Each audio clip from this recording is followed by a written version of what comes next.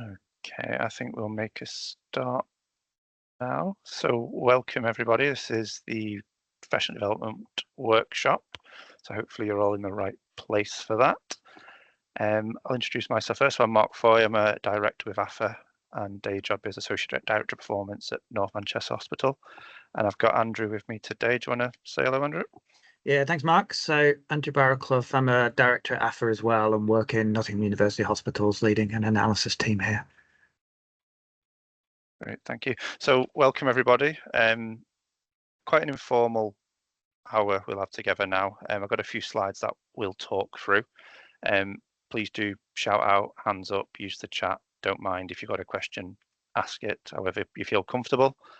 I say a few slides we'll talk through the process. And then, yeah, really over to you guys then to kind of ask any questions. Obviously, it's great you've all come along today. You've all taken the first step, which is always the hardest one to kind of start this process. So hopefully everything Andrew and I say today kind of reassures you and you think, oh, what a lovely process this is. I'll get started straight away. Ooh, Jess has been straight into the chat there. Oh, screenshots. Oh, hang on, let me just get me a good side. Yeah, that's fine, Jess. If anybody has an objection who's got the camera on, I'm sure do let Jess know. But if not, a bit of publicity is good, isn't it? I think for this. So do screenshot away, Jess. That's fine. I'm also just going to start with a quick apology because Claire, I know you emailed me the other day about this, and I forgot to reply to you. And I was going to say, oh, there's a workshop next week if you want to come along to that, but without me telling you, you've come. So I will speak to you after this because I know you have reached out to me. But great, it's great you come along today anyway. And Lizzie's just put in the chat there'll be a record. So we're recording this as well for those people who can't make it. So again, that'll be on the website afterwards for those to have a look at it. Okay, we'll dive straight in. Let me bring my slides up.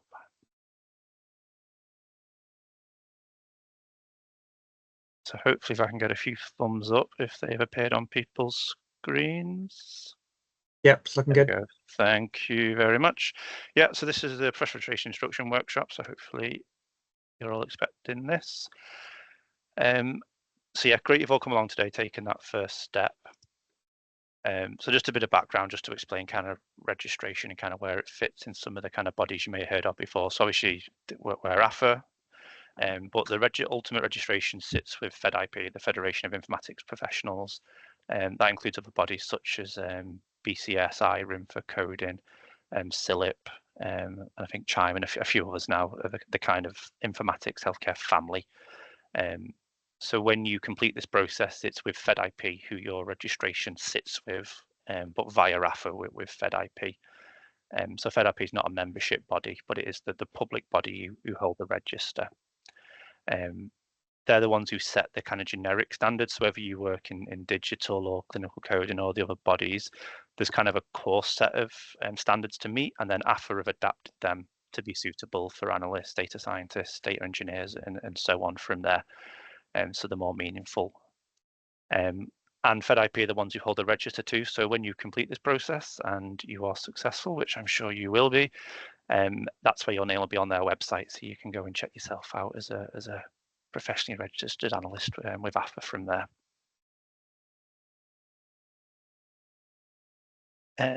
Yeah, so just a bit, I'll show you a bit about AFA with this. So yeah, so as part of a member organization within FedIP, this is the route for analysts and data engineers, data scientists from there. And so we've customized the standards to make them appropriate.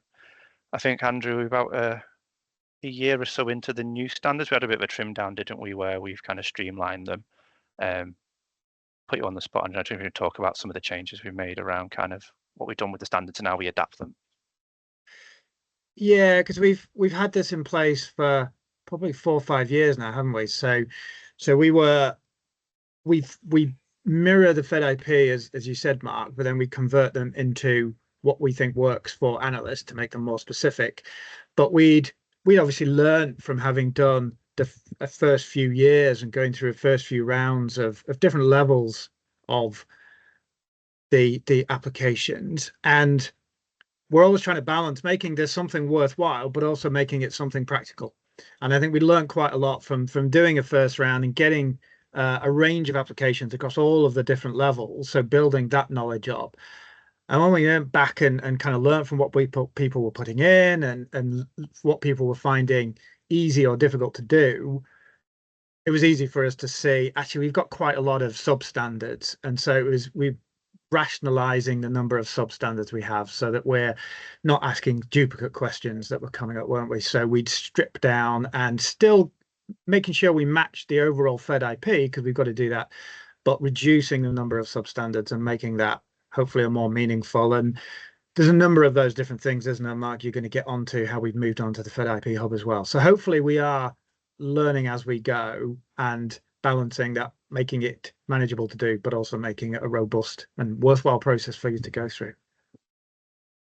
Great, thanks, Andrew. Yeah, I think removing duplication was the big one from that, wasn't it? So there's lots of standards, and I think I should start with it was more, more is better, we thought, but actually it was leading to a lot of duplication. So hopefully we've ironed that out. So when you come to do your applications, there will still be elements, because sometimes our hands are tied with the standards, but again, hopefully a lot of that, you shouldn't see that as much anymore now. And just a quick mention of the Professional Development Committee with AFA. So Andrew and I are part of that. So they're the ones who've created the standards or adopted them from FedIP, and we'll do the assessment as well. So again, any feedback as you're doing it, so we're always looking to make the process better. So always welcome that as you submit to, and that'll be taken to the committee to refine as we go further forward. So why do it? As I keep saying, it's great you've come along, so you've taken that. So hopefully I don't need to do too much convincing, because you're the ones who've booked onto a session to do this, rather than doing this kind of cold to an audience. But just to remind you, if anybody's on the edge or wanting to see a bit more about it, so really good opportunity to just demonstrate your skills and competencies, no matter what stage of your career, and we'll come on to that about the levels in a little bit. Independent validation of your knowledge and your skills, and just kind of recognition of your competency and your credibility. Again, if you've ever been to any AFA events before, the analyst profession is still relatively new and growing, and I think that credibility is something that's building, and I think this jumps on that. If we compare ourselves to, say, finance and HR and other kind of professions with a more established history and history of professionalism and qualifications that align to that, analysts don't really have that until kind of this came along. So really good to kind of recognize and have that kind of solid stamp of approval of your skills, that I'm a registered analyst, I know what I'm doing, I test my skills, I make sure I do the best approaches, to kind of say back you up. And I always think like a bit of a confidence boost for your own work, that you've got a profession behind you as you're going about your daily jobs from there. Andrew, don't you want to add anything on that point? I think it's giving confidence to the people that we're supplying data analysis to as well, isn't it? It's that two-way of building up so that we can deliver more to support decision making and be confident in doing it ourselves, and have other people be confident in what we're doing, because we've got that check on what we do. Yeah, definitely. So that's the bit of the intro then about why we're all here and what the registration standards are. So we'll kind of walk you through the process now for those who aren't familiar with it. So first thing you need to do is think about your skills and experience and kind of pick a level for you. So I'll talk through a little bit of a document in a minute, but on the website there's some guides around how the standards, how the levels differ. They go from practitioner all the way up to leading. What I will say is there's no rules about what to apply for. It's nothing to do with job titles, nothing to do with bands.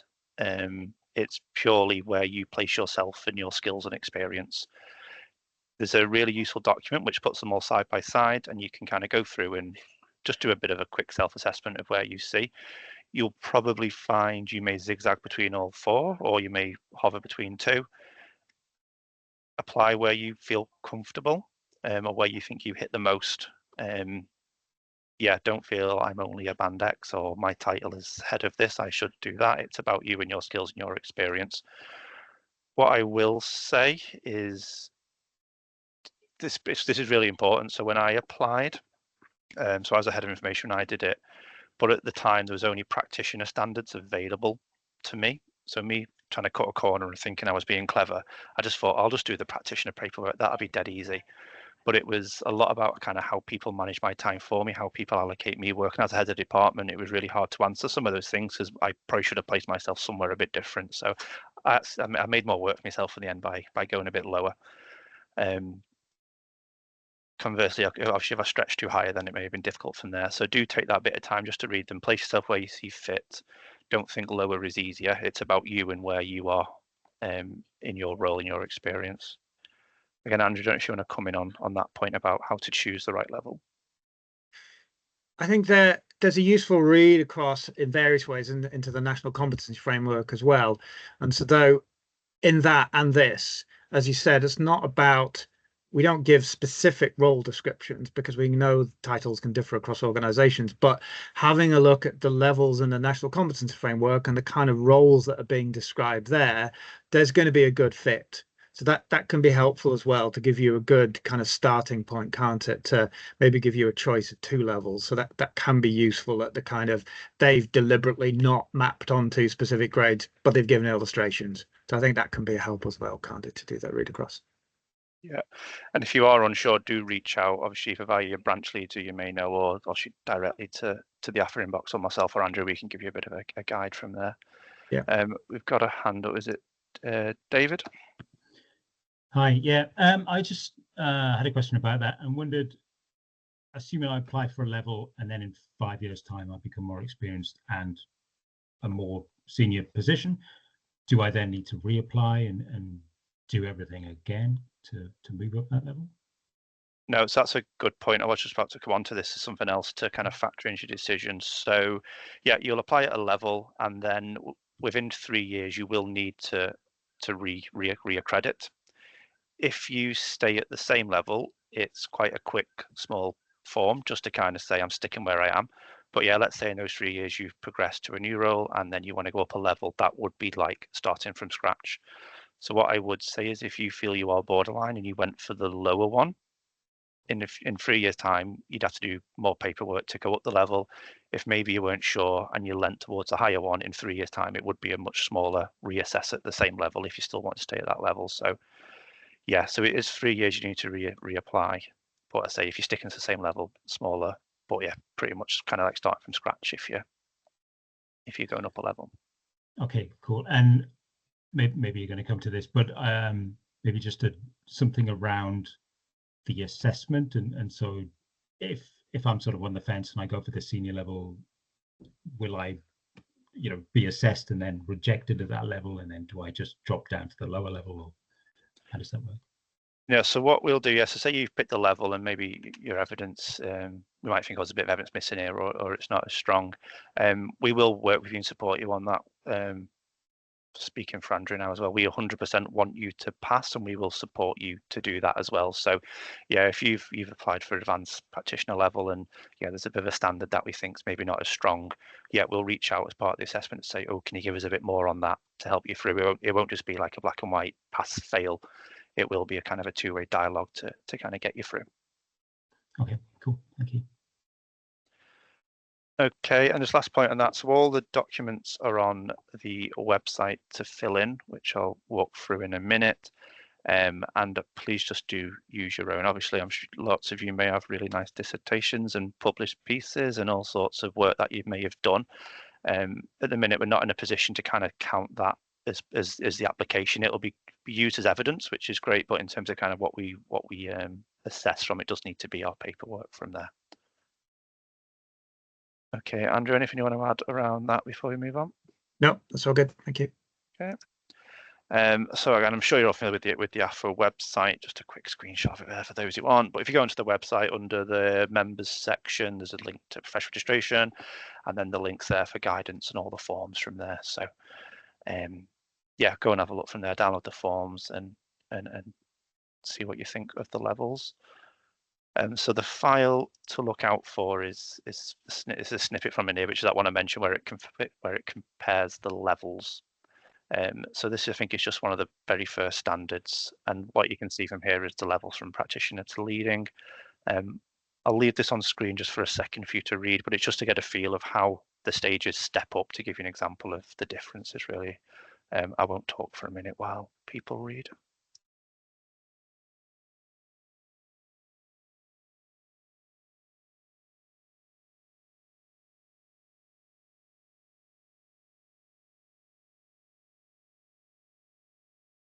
Okay, hopefully you're all very fast readers, and basically you just got the gist that, you know, the practitioner is more around kind of basic work or performing kind of routine or simple tasks. As you move up, there's more responsibility, a wider range of skills that are being used, all the way up to leading, where it's more focus on the formulation of policies and kind of management of a department from there. Yeah, all the standards kind of follow that same trend from there. So this is the document that I'd really recommend looking at first to kind of pick your level. Yeah, and just kind of see where you think you land from there. Okay. So just in terms of the process then, so you picked your registration level now, and you now need to think about doing your evidence. So the big thing we ask for, apart from the application form, is reflective practices. So hopefully that is something you may have come across before, but basically what we want you to do is tell us around 3 to 4 kind of really kind of meaty projects or pieces of work that you've done. And this is going to be the kind of the basis of your application from here. Can be anything, yeah. Developing dashboards, working with stakeholders, or develop big complex analytical work. Anything that's kind of tells a good story of from start to finish of, you know, a task has come along, these are the steps you've taken, this was the output, and we'll talk through an example in a minute from there. So we want about 3 or 4 of them, and I'll come on to how they all meet the evidence in a minute. And then there's the application form from there, and that's the paperwork we're looking for.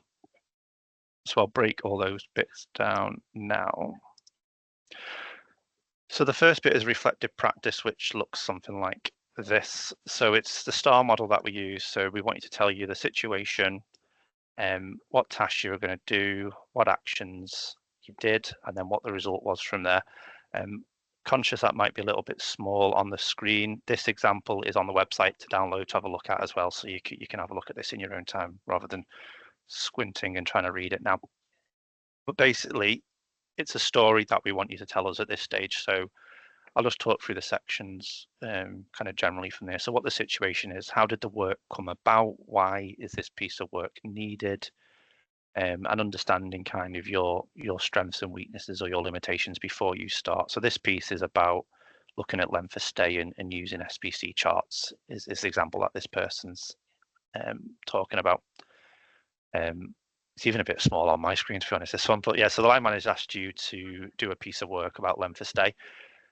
In red there, hopefully you can see they've wrote P1.1. So that is the practitioner standard 1.1. And what's really useful for this, and I'll show you the matrix in a bit, is you can tick off the standards kind of as you tell your story. So if you recall from that first the slide a couple ago, it was about, you know, where does piece of work come from? Where's the request come from? So this is my line manager asked me to do something. So you're talking about how you're allocated work already. And for such a simple non-task, you've kind of ticked off a standard straight away just by talking about how work comes in. So then they said they were going to need to speak to some stakeholders in the surgical division because they weren't really sure what they needed to do. So again, just referencing that you went to speak to somebody to get a better understanding. That's now ticked off P1.1 as an example. They then go on to kind of get a bit more requirements about how they want it. So again, they start to tick off that, and then they went to talk to somebody because they weren't too sure about how best to measure it. So they weren't too sure how to use SPC. So they went to speak to the service improvement team. So again, we're just telling that story about when you start a piece of work, what are the steps you take? This is probably the hardest thing is starting with this. I mean, you'll read through this and it's all those little mini micro decisions that everyone on this call will just do in an instant. Your piece of work will come in, you'll think, oh, I need to speak to them, I need to do that. The hardest thing is just taking a second to think about it and write it down really from there. I might put Jess on the spot in a minute because I know she applied at the same time as me. But the hardest part was staring at that blank page, and then kind of once you started to tell that story, it did flow quite fast from there. I want to give my voice a break for a minute. Go on, Jess, tell me about your experience since I know you've done it. Hello. Yes. Yeah, I found this was really useful, the reflective practice one, in getting into it to begin with, just because it's more of a describing a project, where a lot of the standards, when you're writing them as standards, they tend to be pulling out from lots of different projects and then putting it into this is where I've met the standard. This was a lot easier of a way to get into it and understand what the standards were and apply them. And then when you can go back to the standards themselves to evidence anything extra or anything, you know, more completely, you understand how you've done it here, and then you can pull out things from smaller projects that you've done. That was much, you know, easier to do once you got a grip of this one, and you just then do more of the bullet point rather than, I think when you start with a form in general, the instinct is to type as much as you can and try and hit everything. It kind of condensed it a bit more for me as well. Great, thank you, Jess. I think it's always good to hear from people who've gone through this, so you're not just hearing me and Andrew and us talk about it as well. And you've given me enough time to have a drink as well, so that was great, thank you. Yes, that's a situation. That's, yeah, why is this piece coming along, and what are the things I'm going to need to do before I start doing whatever this task is I'm going to talk about now. So the next section is the tasks, and this is more the pre-planning. So it's more, I'm going to do this, I will need to do that. So this person said they were going to need to go and speak at a meeting to understand a bit more about it. They were going to need to go speak to the clinical coding team to get some ICD-10 codes. And then again, apologies, it's probably if it's too small on your screen, but in the blue right in there, they've put attached to evidence. So what they've done here is attach the email that will say, "Hi, clinical coding team, can you give me the codes for this?" Again, that's a really simple piece of evidence that I'm sure you'll do all the time, and you might overlook it because you think it's just an email asking for something. But actually, that's again starts to tick these off. They said they were going to need to write some SQL. I'm going to get it from the data warehouse. And then they've again acknowledged a limitation of their knowledge, where they said, I don't really know much about SPC charts, so I'm going to book on to an SPC chart training course from there. So again, pre-planning before you start. Again, these mini decisions that will all go in your heads when you do a piece of work. It's just, you know, write them down. 100% confident you'll all do this. Just picking up the comment in the chat from Matthew. So this is applying at practitioner level, this example. So onto the action. So this is now what you did compared to what you plan to do from there. Yeah, so they've said they attended it. So the task was, I'm going to attend a course. The action is, I did attend a course, and here is my certificate from a Plot the Dots. So again, part of your evidence you'll upload might be your attendance certificate from a training or a qualification from there. They were going to write some SQL to pull this from the data warehouse. So again, they did a little screenshot of the SQL script as their evidence from there. Of course, they put it into Excel and made a pivot table. How else you do analysis in this example? It's the best way. Don't worry if you're using Excel. All the best people do. So again, evidence may have been a bit of a screenshot of your output from there. They've then created some SPC charts, again, attaching that as evidence. And they went and did a presentation. And you notice that one at the bottom of the actions has got loads of standards ticked to it. So again, we'll come on to standards a little bit later, or do look at them in your own time. But, you know, this will be sharing your output, getting feedback from stakeholders.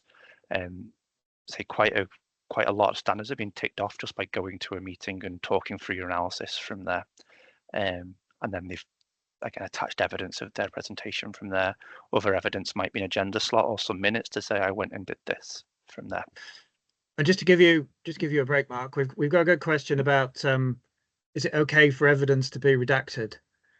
And so we know that this is going to be a challenge, and obviously being professional is upholding IG requirements. So we absolutely don't want you to get in trouble by doing something that then is in breach of IG and in breach of being a professional. So there's various ways around this. You absolutely could redact it, because you can show something, can't you? You could show dummy data, or you could show something that redacts part of it to show this is what you did. What we can also do is, rather than submitting the evidence, we can have a Teams call with you. So it could be that you show us something without it actually being sent to us. So that's possible as well, because it means you're not actually, I know you're still showing something of it, but it means you're not actually submitting something that comes over to us as a printed thing that then is kind of at our end. So absolutely, we don't want that to be a thing that holds you up. So there may be ways around it depending on what you choose, but redacting is fine. Or yeah, we can do a Teams call, and that can be sometimes easier as well. So if that's a problem, just reach out, and that we can definitely overcome that as a challenge. Absolutely. As I said before, we want you to pass, we want you to apply. We'll work with you and support you as best as we can and be flexible with things that we know there can be sensitivities around. Go on, Jess. I was just wondering on the same note, I'd heard that, you know, if someone that you know / in your organization had already been professionally registered, then some of that could be checked by them like within your organization, rather than having to go external as well. Is that also the case? Just trying to make sure I understand. Yes, absolutely. You should come and be a presenter, Jess, on this.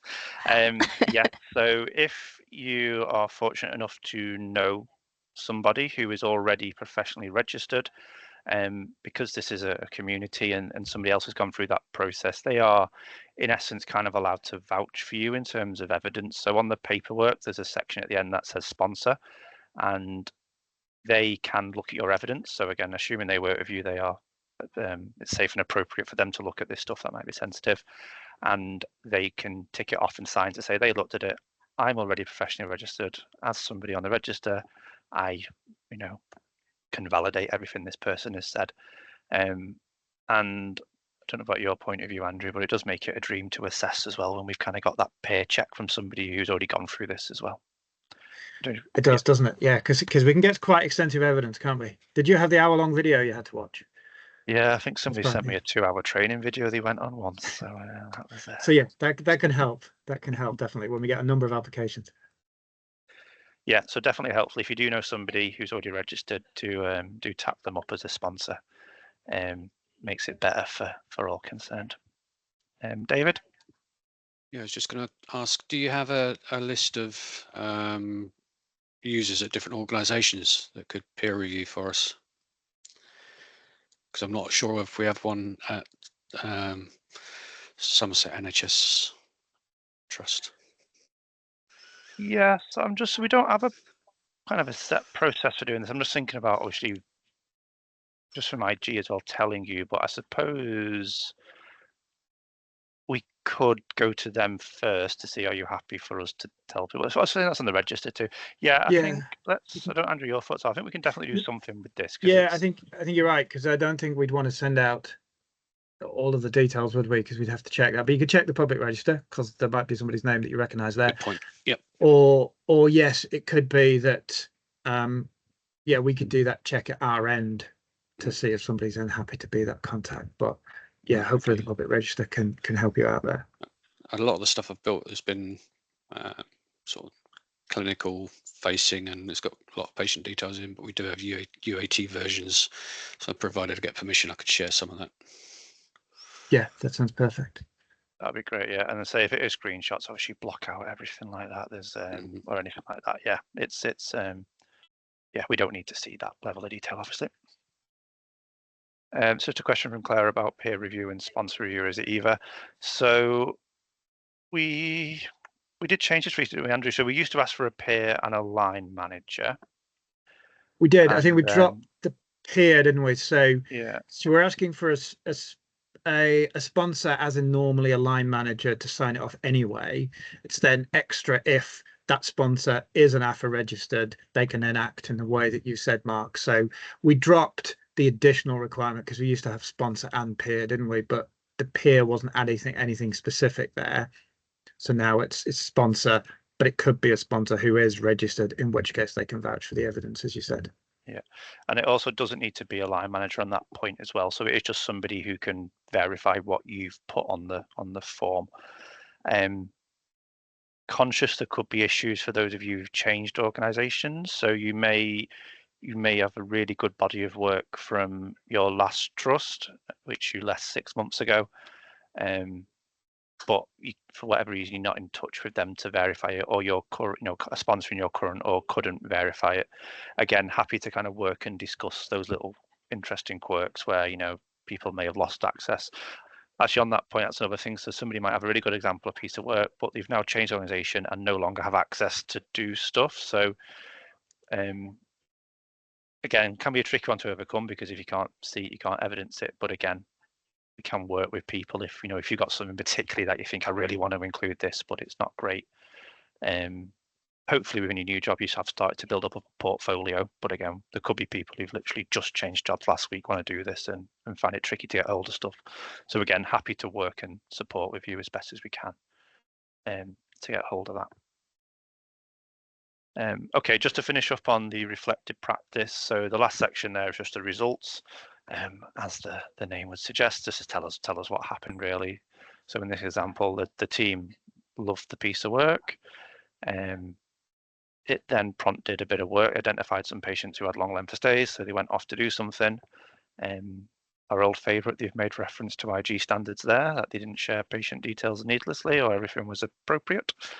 And because it's so good, it's now become a routine piece of work. So they've done a bit of work to kind of automate it or set it up regularly from there. And they've done a bit of work to automate their SPC charts with working with the BI team from there. I do like this example, not to put down a bit of length of stay work, but I think it is quite a simple piece of work that I'm sure probably everybody on this call has done something that simple. And you can see from all the standards that's ticked off, it does tick off a lot. Don't think I need to be really complex, I need to talk about the fanciest things I've done. What professional registration is not about your skills. You know, you might have the best skills in the world. It's about how you apply them and how you make the decisions to go about the piece of work. Andrew mentioned the competency framework not long ago. That is more a measure of the skills you have and are you competent to do your job. This is how you go about them. This is the why and the how, not the what skills you have. Andrew, I don't know if you want to add anything about that. Well, and I think this isn't necessarily what you would use to do a poster at a conference. It could be, but it doesn't have to be, does it? So it's not necessarily, we're not expecting the most advanced, newest piece of work ever. This is about you telling the story of some analytical work. So if you think this is the kind of thing that every other analyst would be doing, that's absolutely fine to put here, isn't it? Because it's work that you've been doing. So it doesn't have to be. And you'll get onto the next slide, which is about the kind of lessons learned, isn't it? It also doesn't have to be something that went perfectly well. Again, you don't want something that is absolutely outrageous and you breached IG standards and, you know, really, really bad things happened. But if it's something that didn't do exactly what you achieved, that can be perfect here as well. Don't think it has to be something that is an entirely successful project, because you're describing the STAR framework and then you're going on to say, well, what did I learn from this? So things that don't go well can equally go in here as well. We're not judging the piece of work.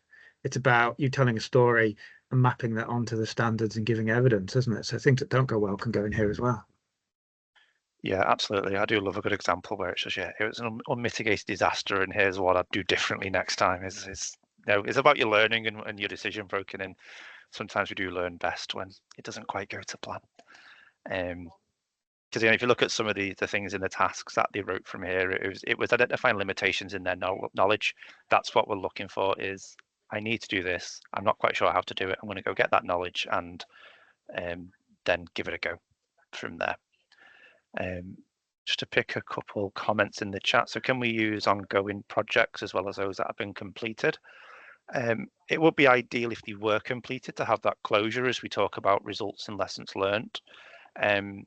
I suppose if they're far enough along, it's fine. If there's enough to talk about it, but you would miss that result from there. I think again that's another one that would depend. I'd say really, because we do kind of want to know a little bit about how it has gone. And I guess what I would say there is projects can often have phases, can't they? So it could be something you've done as a phase, but you know it's an ongoing piece of work, but you've completed a phase. So you can still do that, telling us the complete story, but it might actually be a 3-year piece of work. So you don't necessarily have to wait until the end of it, 3 years. As long as you can tell us and hit all of these sections, it absolutely could be something that is ongoing, but you can tell us the story of a particular phase. Yeah, and Jess just put a comment about evidence can be used to address more than one standard yet. So bit of evidence, as you see from that bit of the action there, you know, one bullet point can cover a lot of standards from there. So don't feel you've got to be unique every time. Again, as we said at the start, we have done our best to remove duplication. There is some evidence, there's some remnants of it still, just because we do need to kind of keep matched to the FedIP standards. But yeah, perfectly fine if you're link the same evidence again to a point or a similar bullet point from there. Okay, the second part of the reflective practice, as Andrew just said, is what went well, what went less well, what did you learn, and what would you do differently next time? So again, we're just looking for that reflection. Perfectly fine to say it was a disaster and you'd do this differently. It was great if I knew how to do that. It'd be great if I had more time. It'd be great if I had more money. It'd be great if somebody else did what they said they were going to do. Whatever happened, we just want to kind of close the loop on that story from there. Yeah, I'll just leave that on the screen for a second to have a look at.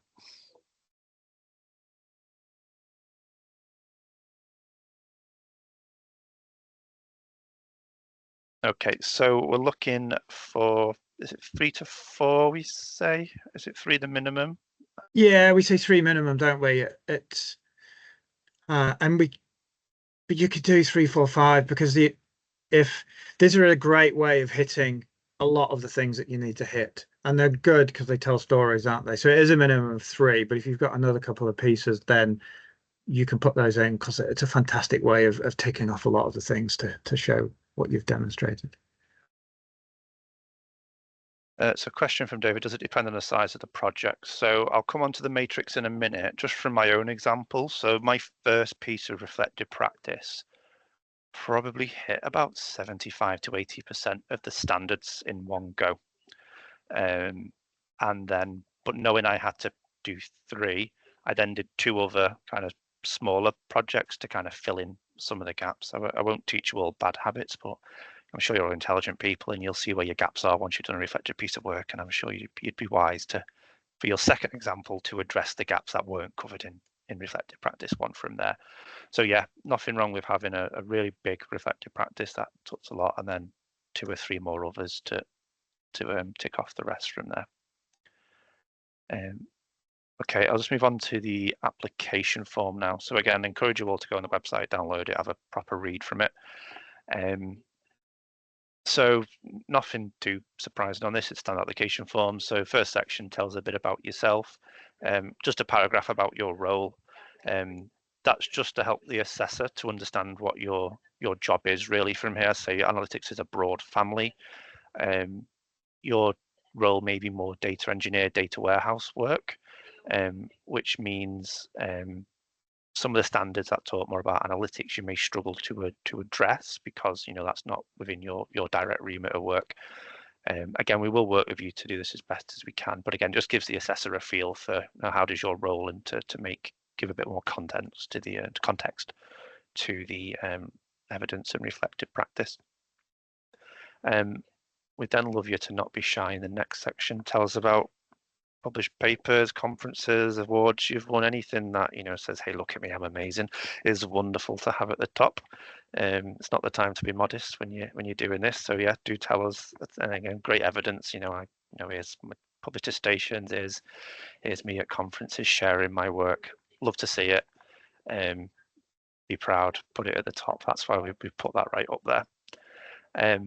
So below that, again, just a little snippet of your qualifications and education from there.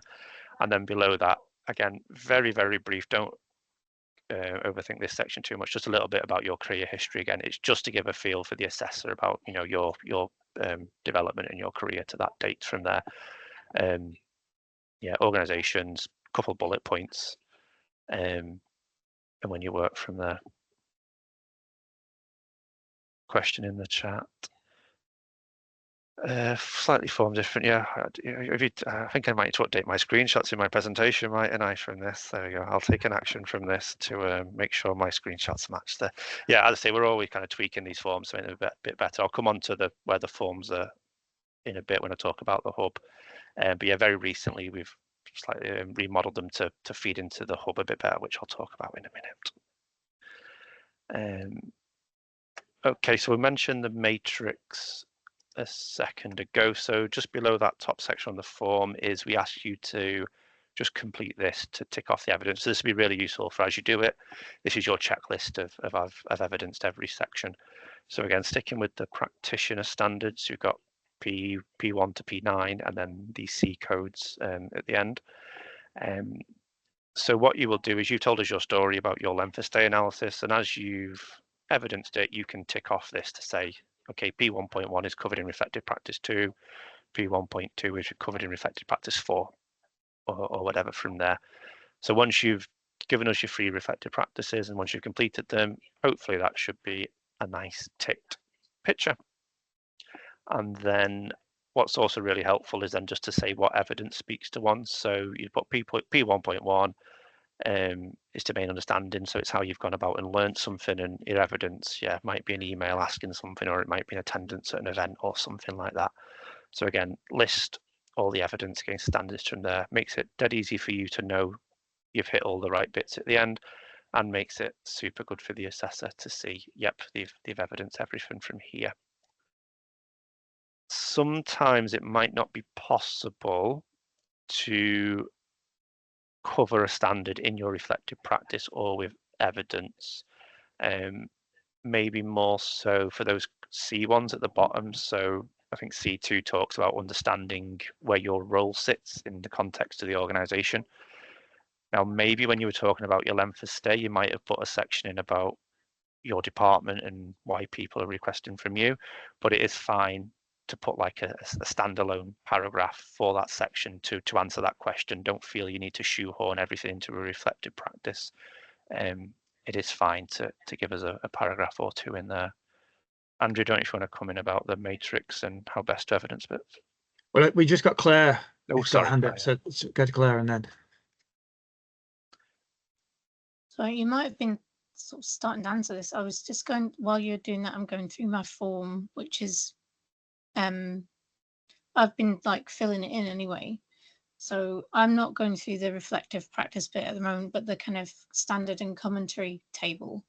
And it was the bit I got slightly stuck on the code of conduct. How much detail do you need to go in when you're answering this sort of question? Because there's a bit like where it says, if you can't show evidence, we'll assume that you don't demonstrate this or whatever. But like, so if you go through the code of conduct, how much do you need to demonstrate that you comply with that? Like, for example, there's a bit where it says, where is it?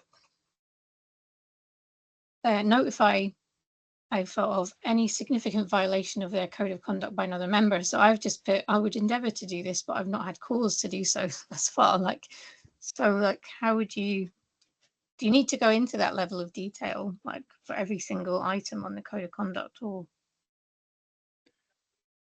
So no, I think when you, if you do good reflective practice pieces that cover a lot of, you just answer the questions on there, you answer those in the full way, and then you answer the reflective, what went well, what could you learn, etc. I think you'll find that you've covered a lot of the things that are in the code of conduct anyway, because that's showing that you are being professional through that. So I think for even for the code of conduct, which on the surface does look different, and we a lot of people have the challenge, so it's a good question. I think you will still find that actually a lot of those things that you're demonstrating through the reflective practice pieces, you will be able to say, well, I've covered that, you know, I've shown how I do some of that, I've shown how I would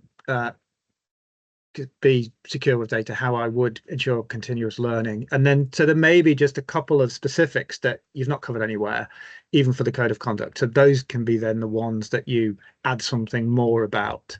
So even though the code of conduct on the surface looks quite different, actually, I think a lot of it can be covered through the answers that you've given elsewhere, rather than going through, point by point, because it would require you to write a heck of a lot, wouldn't it? But I think you'll find you'll cover a lot of that elsewhere. And one thing I was just, when you were talking, Mark, I think we would expect some kind of evidence against each standard, but what you're likely to find is a particular piece of evidence will meet a number of standards. So it's not that you've got to cover each of that list there with evidence, and the evidence needs to be unique. We do expect some evidence against each of the standards, but it's quite likely that the evidence that you'll be using will be able to demonstrate a number of different standards. So that makes it a less onerous task than it kind of looks, doesn't it? If you think you've got to have evidence and it's got to be unique, that's a big job, but it won't be that. Yeah. Okay, I'll just move on to the next bit. So the application form, for those who haven't looked at it, looks a little bit like this. So it tells you the standard, and then asking for a bit of commentary, and again, just to flag which reflective practice and which evidence speak to that standard.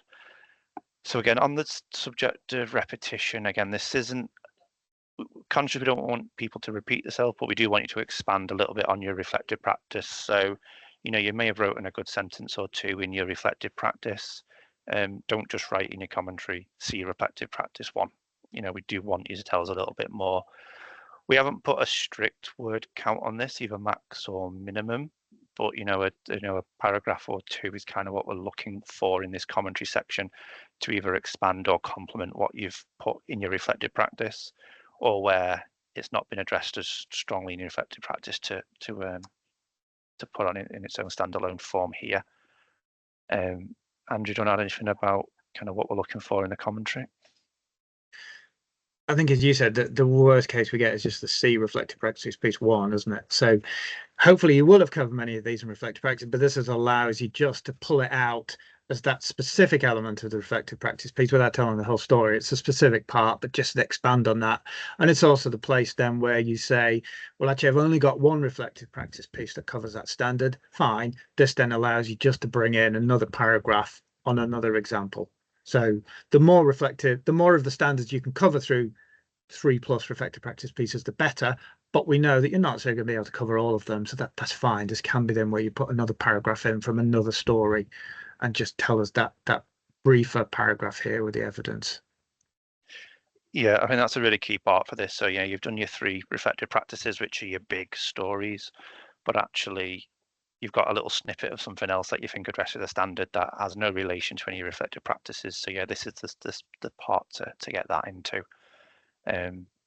We want to know all about you and everything. So just because it doesn't link to reflective practice, there'll still be good little bits that you're doing. Get them into this bit. The more the better. Okay, we are getting a bit short on time, so I do want to leave a bit more time for questions, although you have all been great asking questions throughout. So in terms of submitting, so 2 months ago, so prior to that, it was very email based. So you download the forms from the website, complete them in Word, and email them back in, and we'd assess them from there. So we piloted the FedIP hub. Again, we can circulate links to this, but you will be given the links as you apply. But again, it's on the FedIP website. You can register at any time because all their other kind of learning and stuff is on this from here. I'll tell you what, while I'm waffling, Andrew, would you mind sticking the link to the hub in the chat? So this is a bit more kind of semi-automated. We do acknowledge there's still a bit of work to go to get kind of everything on the hub, because it would be great if it was a purely electronic form. So when you log into the hub, you will still download the forms, but it's more of like an editable PDF now rather than a Word one. And then you can re-upload that back to the hub. And again, you can drop your evidence into the hub as well from there. Again, exceptions where we spoke about confidentiality and where you wouldn't want to share stuff. From there. So the link's in the chat. Thank you, Andrew. Again, hopefully that's not too small from here, but once you log in, you can pick your level practitioner to leading and so on. And then there's a little progress bar and you can upload and complete the sections from there. So you open the bit, download the paperwork, fill it in and reattach it from there and drop your evidence in. I'm sure you're all familiar with data input forms on websites, to be honest, but it looks a lot like this. So attach your file and add a bit of context if you want. So this is where you might say, some of my evidence is commercially sensitive, so I've not uploaded it. Happy to talk through. Can be anything. It's not mandatory, that comments box from there. It's purely for you to use if you want to make reference to something from there. That's just an example from there. But download the docs, upload them. I'm sure that the hub will be your least of your issues with submitting this. Okay, just going to finish now on the important thing, which is the dates for applying. So just to make it a bit easier for the assessors and to have some kind of routine to applications, we have 4 application windows during the year every quarter. So the next one opens in 3-4 days time. and the 1st of July. Towards the end of the month, there'll be a Q&A workshop. Slightly different structure to this workshop today. Obviously, I've been talking through slides and we've been going through the process. I'm not sure who's running that one. I don't think it's me, but it will be a completely open Q&A. So that's your opportunity to bring your specific questions across, talk to them with one of the assessors and some peers as well, and they can help you with a week or two to go before the window closes to iron out any issues or any questions you might have from there. Window will shut at the end of July. Then we have our PDC, the Professional Development Committee, in August. That's when they'll get assigned. There's a bit of a 2-week window there. There might be a bit of back and forth, whether there's little bits of evidence missing or people struggling with uploading, or where we spoke about confidentiality. So we'll iron out any of those kind of gaps or issues in those 2 weeks from there. They'll be assigned to an assessor in the August PDC, and then the assessor will have a month to complete all their assessments that they get allocated. The PDC will reconvene in September, and we will ratify our decisions, which I'm sure will be to admit everybody on this call. And then any day after that, you'll get your notification via the hub again to say congratulations, you are professionally registered. There is then a payment of £25, I believe. Correct me, Lizzie or Andrew, if I'm wrong, which goes to FedIP to maintain the register. So again, once you've paid that, you'll then be admitted to the register. Quick question in the chat there about the closing dates. We're very flexible. Midnight is fine. Don't really need to rush it. Hopefully, it's done long before then, though. And hopefully, I've left about 6 minutes there for any questions. So I'm gonna stop sharing. But I say you've all been great asking questions as we've been going along. So any last ones, Jess? Just wondering what's the and it's coming to the chat as well. What's the next registration windows, just in case you miss this one, just so that it's not. So I think I've had a couple of times before people miss the one that's coming right up, and then it kind of drops completely off the radar because you know you've missed the current one, but that means you're in the same position for the next one. So just wondering what the next, or what the pattern is. Yeah, so it's quarterly. So quickly work on my quarters. 1st of October will be the next one.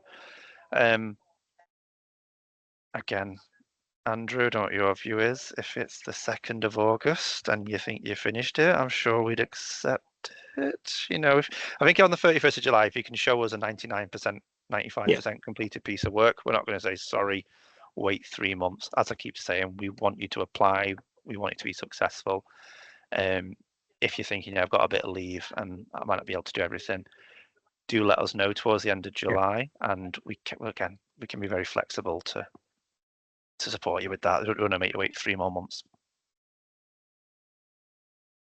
David? If we start the process and realise we're not going to actually hit the target, will it then just carry on to the next application window? Yeah, nothing will lock you out once you start. Right. So it's your paperwork. Yeah, so start it and submit it as soon as you're ready, whether that's the July window or October. Thank you. And our process is ably supported by Lizzie, isn't it, as AFA analyst here, who apparently will accept, things to oil the process. Yeah. We don't, do we? We don't. We just do it for the love of being analysts. Yes, Lizzie is great and will help you for wine. Okay. Anything else from you, Andrew, that I've missed, or anything you want to cover? No, I think I'll be at the July workshop with somebody else. So, and yeah, any questions, happy to take them there once you start thinking them through. Okay, well, if there's nothing else from anyone, thank you for coming today. Hopefully we see lots of applications pull through. Yes, good luck everybody, and thank you. Yeah, thank you everyone. Thank you. Thank you.